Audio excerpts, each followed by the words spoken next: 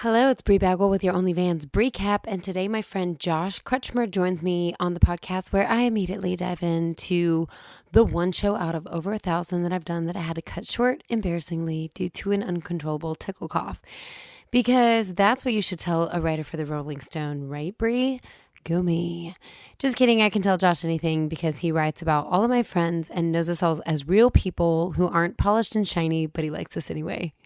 He's written 4 books surrounding our scene, including Red Dirt, Motel Cowboy Show, Red Dirt Unplugged, Hey, I'm in that one, and Never Say Never, about cross-Canadian ragweed. They're available now at backloungepublishing.com and Amazon. I'm so glad he talks about being on the road with Wyatt Flores, who has taken the scene by storm, and I learned so much in this podcast, and you will too. Thank you, Josh, for coming straight from the airport and recording with us in Nashville, Tennessee in the beautiful Martin Guitar Showroom. Enjoy.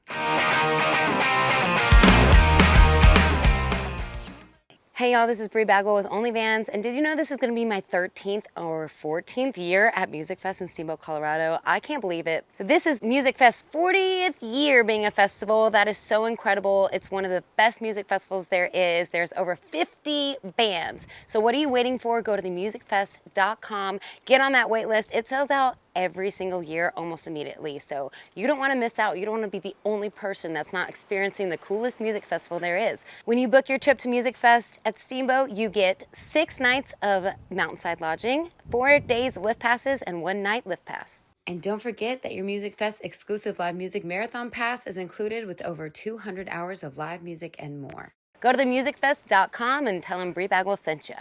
The Music Fest at Steamboat, down home, up high. Come get real with us. You know what I do whenever I miss the old Bree Bagwell?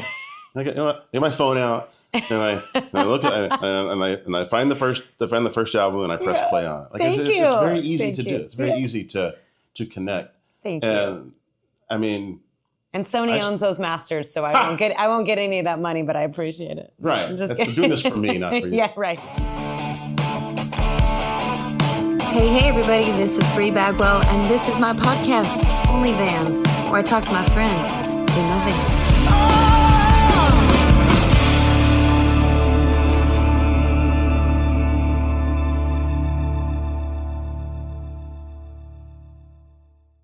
We did 12 states in 22 days, 20 shows, and it was the last one. So Wayne, that's like that bar 114. It's like downtown, yes. this little square. Well, they probably hate me. The owner was really nice, but I tried, but I just couldn't sing, and then I just panicked and ran. But I did 30 minutes. I was only opening for 45 minutes, so okay. It wasn't like I didn't do it. But for me, I was mortified. Yeah, and when it's over, you're not going to the Martin Guitar Museum. Yeah, well, I didn't go because I wasn't feeling right, and I wasn't feeling right because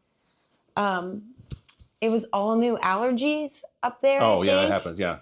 So because Ashley and I did, it was crazy. We were out for so long, and then as soon as we got to Maryland and we were in all these trees, I just started feeling off. And anyway, started Wayne, Pennsylvania, which is so sad. I want to go. If I was super rich, I would just go do a free show for them. I might still do that someday. Maybe you'll be super rich one day. Well, I'm working on it. That's right. You know what? I'm actually making really good money right now, but I'm spending it all. I can relate to that. Money comes in, money goes out. That's what's preventing me from being super rich as well. Yeah, we're gonna get there. I mean, I think, we're in a room. Actually, this is partly why I don't have as much money as I should. Is because of Martin guitars. I have a fleet of Martins. Lovely. Yeah. So thank you to Martin Guitar for letting us record in your room today. Where do you even live, really, though? Because I don't know this about you, because I've seen you in 5 different states. Yeah. I don't know where you live. Okay, so I live on the Upper East Side, Manhattan. So 88th and 1st. Cool. Right between the East River and Central Park, about halfway. Okay, so if you walk right down my street, about 10 minutes, you get to the Met and the Guggenheim. And if you go the other way, you get to the East River Ferry. Oh my gosh. Yeah. And Gracie Mansion, where the mayor lives. Lovely. But I never see you there. I see you in Tulsa. I see you in Florida. Yeah. I see you in Texas. I don't think I've ever seen you in New York. That is correct. So we should change that. It's because, like, it wasn't until I got to the New York Times that they were the first people to give me the time and freedom to write about music, and also like enough money that I could do it and not go broke. How do you even get to that point in your career where you're like, the New York Times? Like, that's so wild to even say. You spend your entire life bouncing from not dead end. You spend your entire career running from job to job so you don't get laid off, and then you make it to the Times, and all of a sudden you're just there. Oh my gosh. That's great.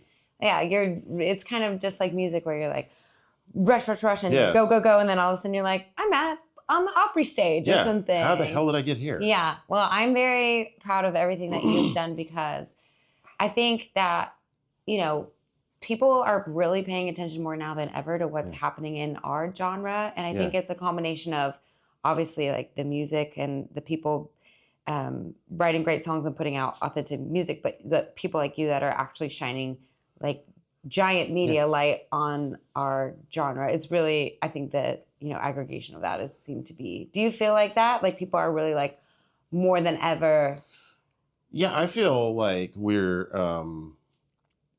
in the middle of this, like through the looking glass moment, or through this sort of Rubicon we're crossing, where, our genre is now known worldwide. And I don't know how much the actual act of writing a story about one of these artists helps, but what I think it does is I think it like lends this like aura of credibility to the blow up. Totally. In other words, like, as I'm not causing it, but I'm sort of like stamping that it's real.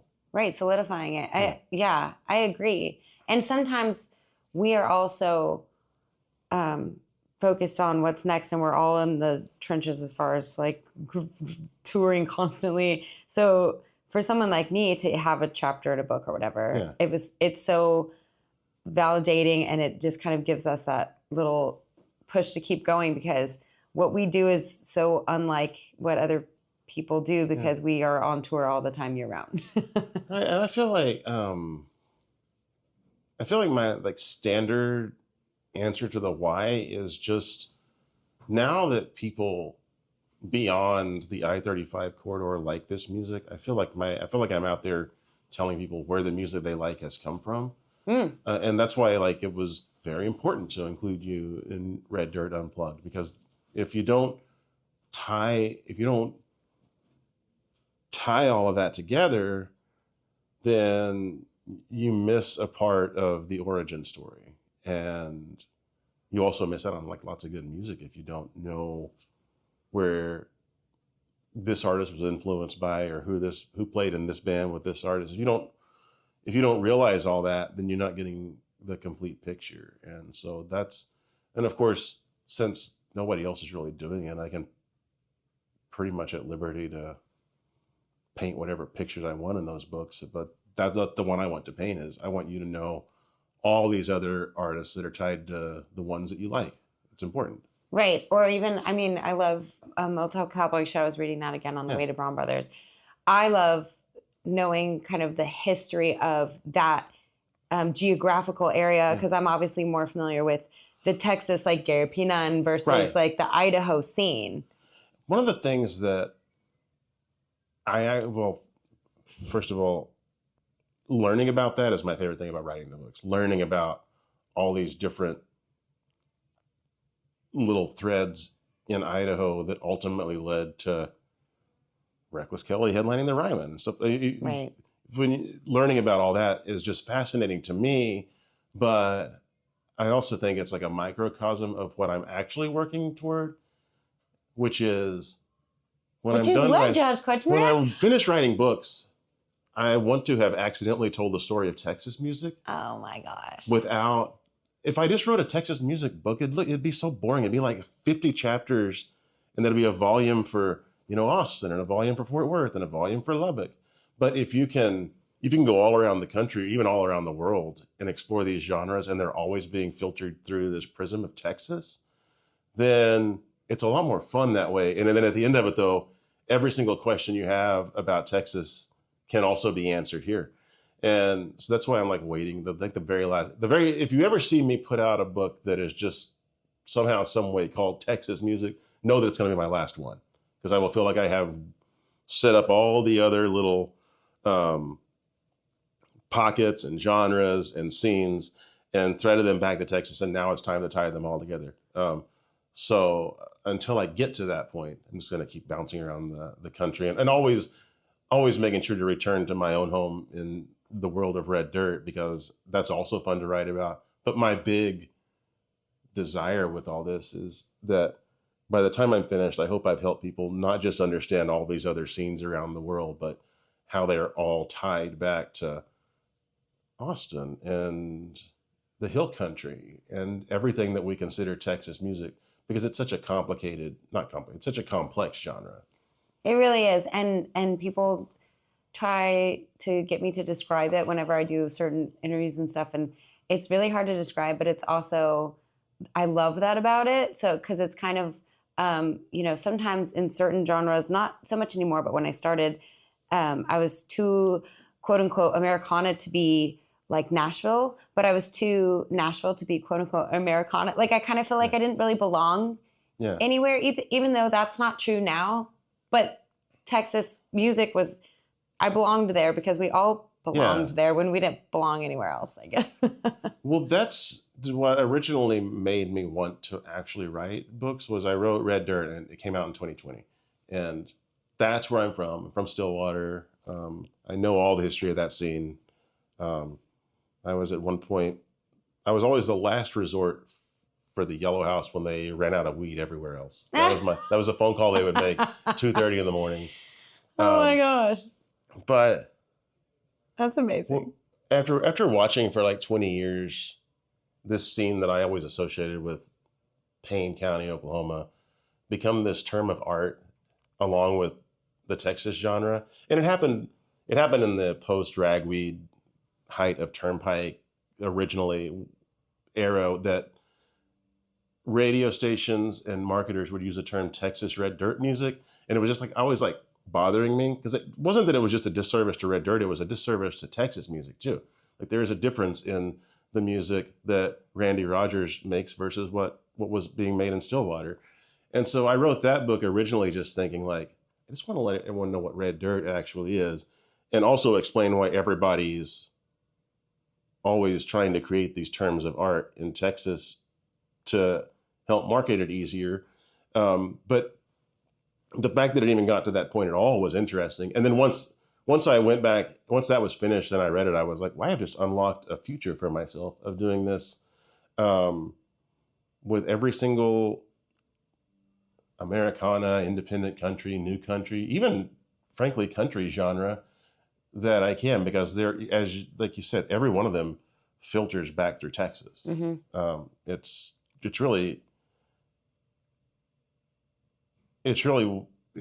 unique, and I don't know how you feel about it being in the middle of it, but I always wonder, like, is this what like Motown was like before it was called Motown? Like, or is this what grunge was like in like 1990? Was just watching everything before it has been fully fleshed out and identified. And that's how I feel about all these little pockets of Americana music. Yeah, no, I agree. Or I often think about just, in 500 years, are people going to look back and be like, wow, can you imagine being at Steamboat where like Big Bagwell's hanging out with Willie Braun and Mickey Braun, all the Brauns are in there, and then in walks, like Gary Peenan, and you're like, whoa, like what a time to be alive. Like that's kind of how I feel, especially when we're on the road. I mean, something cool like that happened to me the other day, and I was just, backstage with the Brauns and Steve Trevino and Fluffy and like Jamie Lynn. And it was just such a cool little group. And I think that I can leave places and think this is a really special, cool moment that I think is still being shaped. Like you said, it still feels like it's still being shaped as a time period. That's sort of, and I know you know this because I've been in this exact situation at many of your shows. One of the reasons that I kind of just like to hang in the wings, it's not so much because, I'm desperate to like have a drink with Brie Bagwell or whatever. I'm just trying to I just realized that I'm seeing something that is special, and I don't know exactly how it will all play out in the end and how it will ultimately be thought of, but I'm just seeing it from an angle that not a lot of folks get to, and I feel like I should always be taking it in. And so it's rare that you'll ever see me at a show where I don't at least pull out my notes app, and it could be anything from, you and Allie Walker at the Mercury Lounge in Tulsa to Boys from Oklahoma with 50,000 people in Stillwater or Waco. I'm always just trying to make notes of just things that I'm seeing, because I just think that's our version of all the Almost Famouses and all the little insights that people got into all these other scenes. And I just happen to be in a position that maybe not now, but maybe a year from now, maybe 2 days from now, whenever I'm at a show, I'm just always thinking maybe there'll be something to say here. Right. I love that. Or I love hearing, Gary P. or Ray Wiley talk about them, hanging out with Jerry Jeff and the things that they did. It's so legendary. And so it's not that I hope I am, when I'm their age, that I'm in that same category and I can be like, this one time me and Willie Braun, whatever, those kinds of, not that I'm doing it for those reasons, but I do think that we are in such a special time.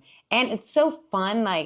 I really am proud of what it is, which sounds weird too. The older that I get, the more that I look around, and I'm really proud of the music that's coming out of our scene and our friends, and how great everyone's writing is and how great everyone's live performances is. I guess I didn't really notice it at first because I was just excited to be there. But everybody is just trying really hard to make great music. And that makes me so proud. I could cry talking about it. But they do. Well, because everybody is music, especially if you are a songwriter, is it's got roots in this being influenced by Gary P. or Willie or Guy Clark. Guy Clark comes up in every conversation that I have.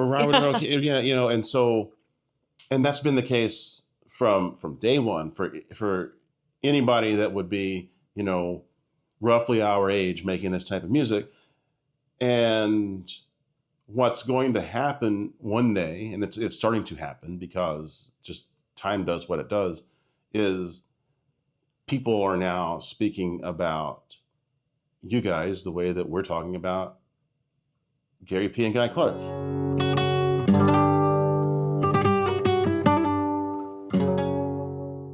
Hey, this is Brie Bagwell, and if you want to listen to this podcast early and ad-free, subscribe to my Patreon at www.patreon.com/Brie Bagwell.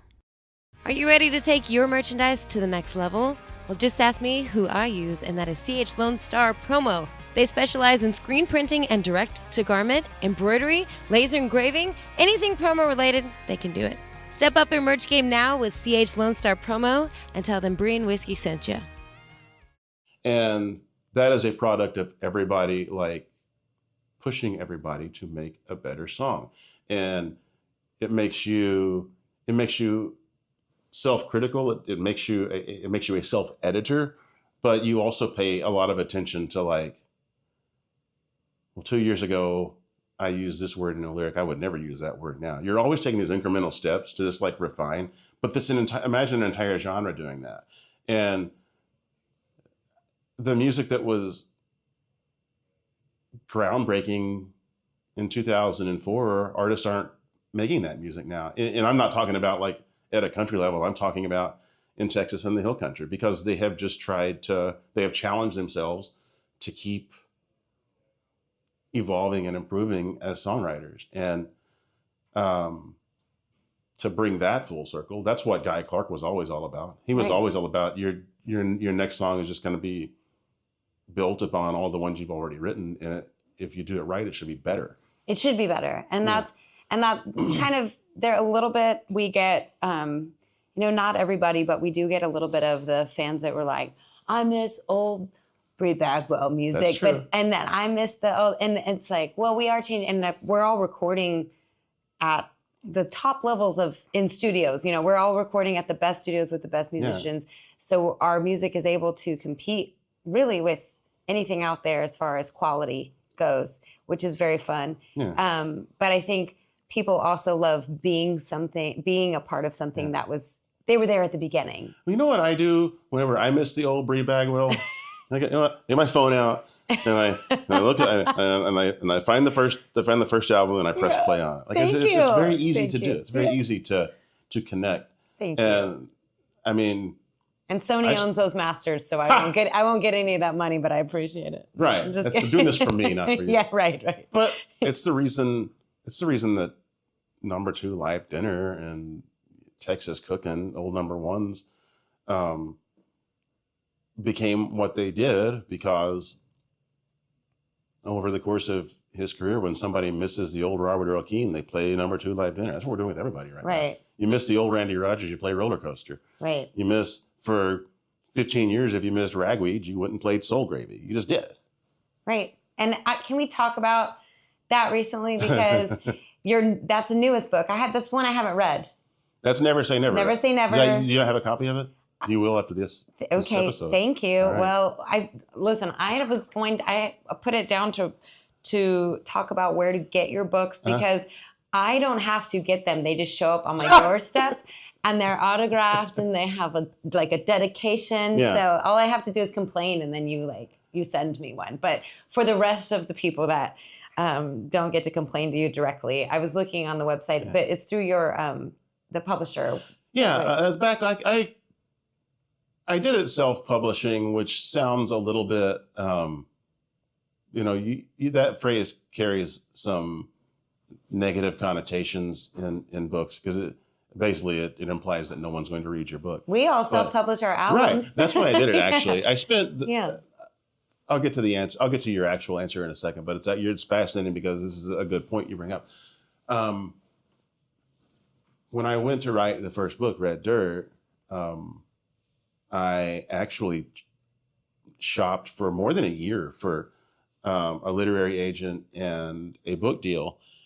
And especially because I worked at the Times, where everybody writes books. All my colleagues were like, I'm going to hook you up with my agent or my whatever. They'll take care of you. And every time they would always hook me up with their person, and their person would read my proposal and really like it. And then there would be a big but, and it was always either, this is a really well done proposal, the writing is great, we really like it, but could there be a little more Garth Brooks and a little less Stoney LaRue in here? Alternately, if they didn't do that, they would say, and this being 2018, it sounds so weird to say now, because nobody would say this 7 years later. They would also say the same thing. The writing is great, this proposal is great, but this genre, Red Dirt, is too niche for us to ever sell. And so one day I just kind of snapped. I was like, you know what? I know how to reach these artists' fan bases, and I don't need a publishing house to reach an artist's fan base. And so that was when I just decided, the way to spread the word about the work that I was doing was simply to be very, very, very, to cast a wide net in the books that I write, as far as not just the number of artists that get featured in them, but the different styles and ranges of music, because those represent different fan bases. Your own fan base doesn't match up exactly with Caitlin Butts' fan base, but there's overlap. And so one fan base might be interested in another. But what that actually practically does for me is every time you or Caitlin, shares it on your Instagram story, the orders light up. And I'm now 4 books in, and every single book that I've ever put out, the first day that I put it on sale, the first day, day one, it has outperformed what you're supposed to do as an independent publisher for the life of a book. Oh my gosh. In one day, all 4 times. And which tells me that that plan was correct. Right. And it also tells me like now I don't want a publishing deal because I think every single book has also outperformed any advance I could ever imagine getting. And that also though, now that the success of the books can be established and it's there, and that's why it has all these side benefits. I can make special editions of books. Mm-hmm. I can release a book in August and then it can have its cycle, but then I can go to Steamboat in the winter and do a special version of that book that's got the Steamboat logo on it, that's got a special chapter just dedicated to Steamboat at the end. And there's new interviews with all the artists in, and it can be something that John Dixon uses as VIP gifts and artist gifts, and we'll do signings. And it keeps it fresh. It keeps it on a longer cycle. It's not really any different than artists that release deluxe versions of their records. So that is the big, long-winded why. But you can still buy all my books on Amazon. Right. They are still distributed worldwide, so there are bookstores that will carry them, especially in Oklahoma. It's very, very, very skewed toward independent bookstores in Oklahoma that will actually carry them in person. I also tend to show up at festivals and set up stands like at merch. But the place to go buy them is backloungepublishing.com. Right. And it's all 4 books. It's really easy. And if you order from there, I think every single book without fail that I've ever sold through there, I have signed to. So I try to make it like a little more special than something you can get on Amazon. I love that. Yeah. And then there's a girl that got your book at Music Fest, one of the very cool limited edition copies, and you signed it for her. Yes. And then she's been coming to shows forever. Sorry, Lacey. So I took her book and I was like, let me go get it signed by all my friends for you. And then I lost it. I remember this story. I lost her book. And I texted the Bronze because that's where I was seen last with it. It was in the Bronze room. And so then you were nice enough to mail me another copy of it. And then I went and got it signed by everyone as best as I could. But that it's so fun because people can, our fan bases are, I'm not selling out stadiums, right? But my fans are so insanely loyal. Yeah. And if they want to know more about me, they will buy a book to read more about me and support somebody who's supporting me. Like they get a great product. I'm not saying that they would buy a bad book, but I'm saying that that's what's so awesome about all of our fan bases. And that's also something that I am very in tune with. I know that just about every book that I write, with the exception of Never Say Never, which was very, very, very much a full 200-page tale of the Ragweed reunion. But for the most part, every book that I write, if you're a fan of just one single artist in that book who's only going to get 1 out of 25 chapters, I have to make it worth it for that person to spend $25 or $35. So I really focus. I don't really want to have any throwaway chapters. I don't want to half-ass anything about any artist, because sometimes, actually oftentimes, that's going to be the first time the artist in question has actually been published in a book. We're not in this 80s and 90s world of coffee table books where people were just filling up page after page with the most basic stuff about artists and selling them at every airport bookstore. Most artists that I write about have not been featured in books before. Most artists fans know that. And so if you're one of those people, if you're a fan of one of those artists, I have to make a 25 chapter book worth it to you to buy for just one chapter and hope that you read the rest. But I never kind of assumed that. So I never thought about it that way because those are all my friends. So Yeah. like every chapter, Right. but I do think I think it would be very rare for somebody to be a fan of me, but not be a fan of also most of the people in that book, you know? Okay, good, fair. So I think they buy it for like 24 of 25 and then they discover one person they don't know, Well, here's you this- know? Well, I will also give you a secondary reason that I try and I don't ever want to half-ass a chapter about an artist, because if the chapter on you was really good and a chapter on Willie Braun sucked, Willie Braun would never let me hear the end of it. He'd be like, you took the whole chapter off when you wrote about me. The funny part about Motel Cowboy Show, it was so focused on the Brauns. It was so, everything about it, everything about the Motel Cowboy Show was filtered through the prism of Reckless Kelly.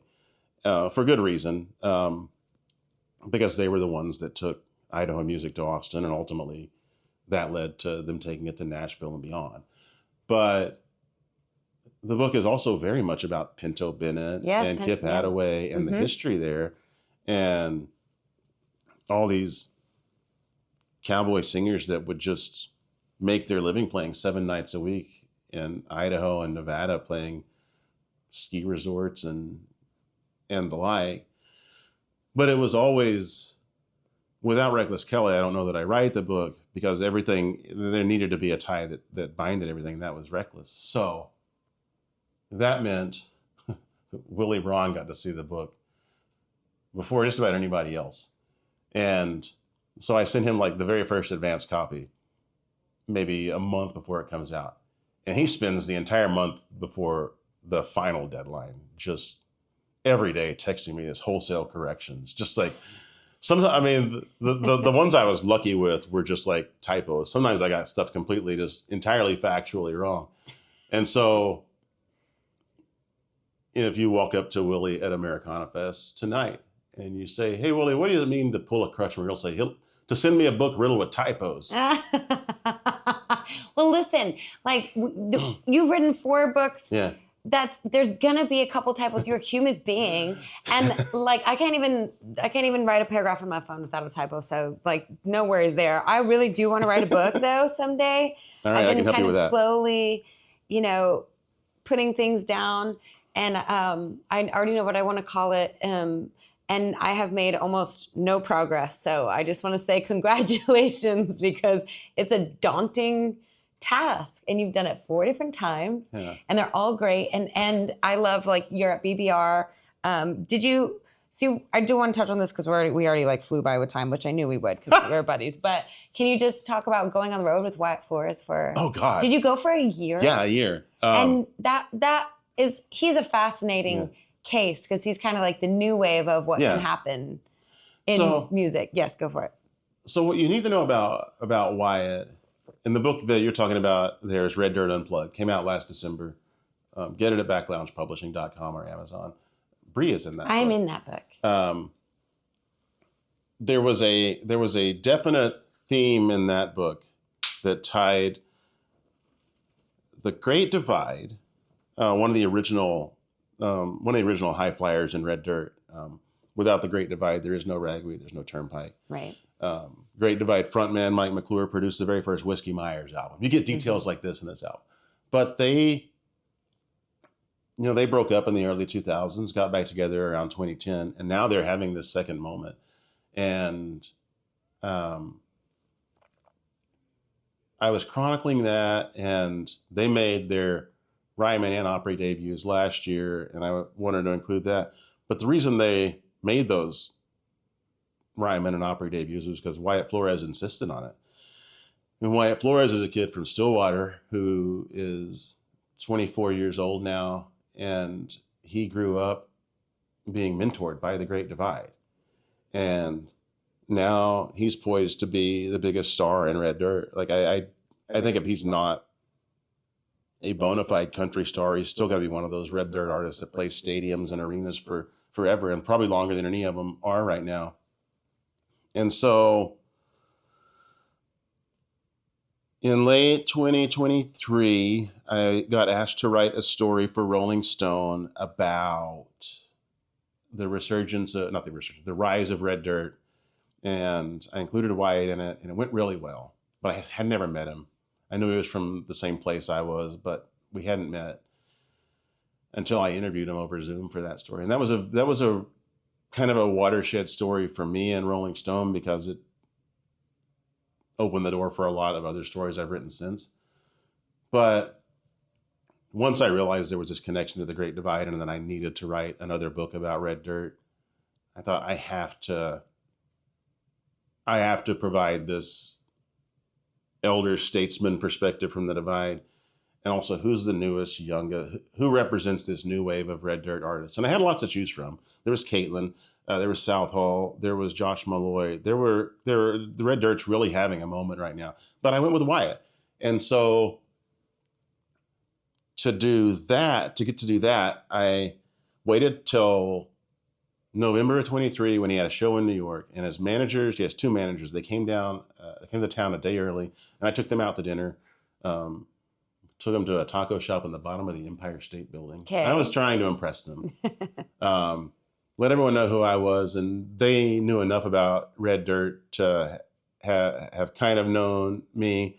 But we quickly became friends, and I said, would you please tell Wyatt that I want to tell his story in painstaking detail? They did. 2 weeks later, I went and saw them again, this time in Dallas, and backstage, I meet Wyatt in person for the first time, and he says, I'm in, let's do this thing you're saying. And I really did spend most of 2024 with Wyatt. I was there at Cain's in February of 24 when his managers pulled him off the road because he had a full mental breakdown and needed to seek help. I was there at his first show back. The biggest part of the interview that became his portion of Red Dirt Unplugged was done the day after they pulled him off the road. And so that's coming from a certain headspace. So I spent all last summer going back to his home in Stillwater or to his shows and refining what he had told me in the wake of that. And by the end of it, I had been to something like 40 something shows in like 20 states with him. Wow. Which has a really funny punchline because at the end of last year, me and Wyatt did a conversation and song thing. It'd be like this podcast, except for you also were playing music at Cain's, and we sold it out. And then we also, at the end of it, we signed copies of the book, and Wyatt signed copies of Welcome to the Plains. I saw that. Yeah.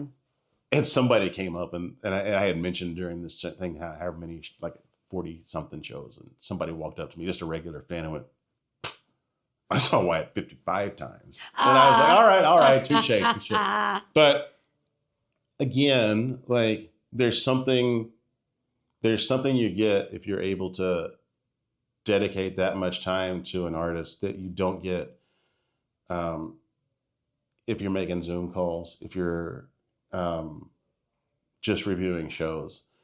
And it's probably my favorite single thing that I've ever done, because a lot of the music that I write about and a lot of the artists that I write about, I had this built-in relationship with.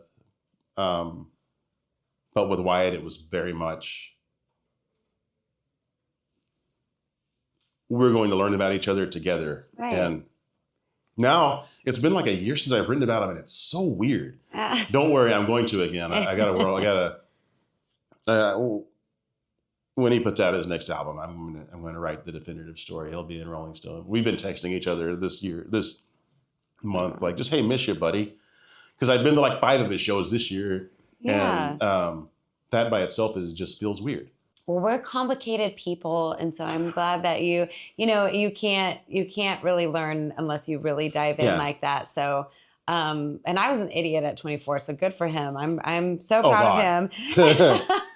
And I'm proud he's of an you. idiot. Don't get me wrong. Okay, we all are. We all are crazy. But I'm so glad that you were here with me today. You guys go grab all of Josh's books. They come autographed, which is amazing. And look for him at the festivals and stuff. And I was honored you wanted to be on my podcast. That made me so happy. So like that made my day when you were like, I want to be on your podcast. So you've been on our list for a long time. So we had to come to Nashville to make it happen. I have been after Bree for more than a year to come on this podcast. And this is the only podcast that I've been thirsty about. Yay. Usually I've been, the ones that I'm on usually happen as a result of a coordinated media push. This was very much me walking around behind Bree at after parties and just going, hey, I want to be on OnlyFans. All right, we'll get you on OnlyFans. Go buy me a beer. It's our pleasure. Thank you for being here, my friend. Thank you. Great. Thank you. Thanks, Ka.